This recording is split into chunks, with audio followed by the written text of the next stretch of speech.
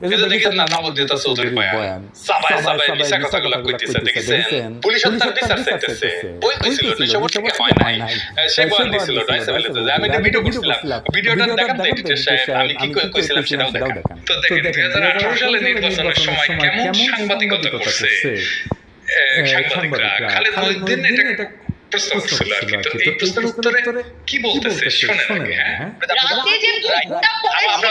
রাতে যে ভোটটা পড়েছিল কোনো সাংবাদিকের কাছে তার কোনো প্রমাণ নাই এবং আমি এখনো অবাক হই খালেদ ভাই যে এই 17 কোটির দেশে এখন পর্যন্ত কোনো ভিডিও লিক হলো না, কোনো অডিও লিক হলো না, কোনো কিছু লিক হলো না।